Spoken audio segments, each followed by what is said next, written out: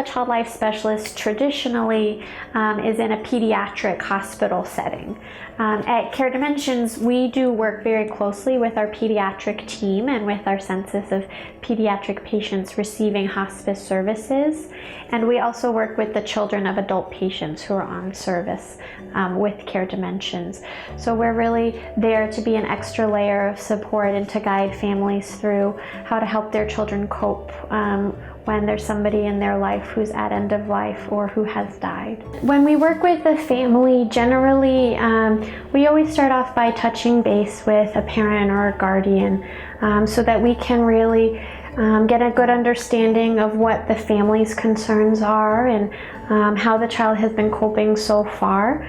And so sometimes it's as simple as a phone call. We'll go out and we'll do home visits with siblings and we'll give them a space to discuss kind of what's going on and what they're seeing. We offer support groups at school with someone from the school, usually a guidance counselor or a dean, and we'll go into the school and we'll do weekly, usually they run for 8 weeks, weekly support groups. When we're working with children, we really have a couple main goals with them. So one is to make sure that they have a space to express themselves and to ask any questions that they might have.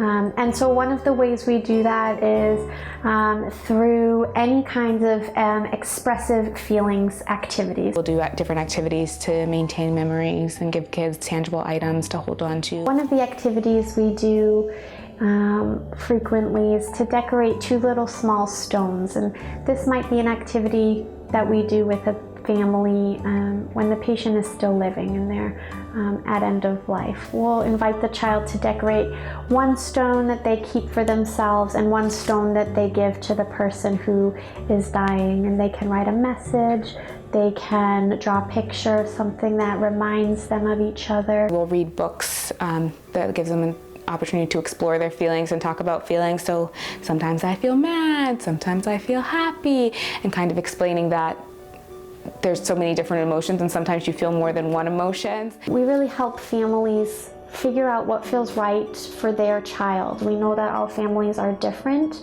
and we also have a lot of experience working with children and can kind of help families understand how their child might react to different levels of information and different types of language. Giving children and teens the opportunity to express themselves and have a safe space to talk about what they're going through is really meaningful for me. I know that I've done my job when I'm able to see that a family feels empowered and they realize that they have the tools to guide their children through this really difficult time.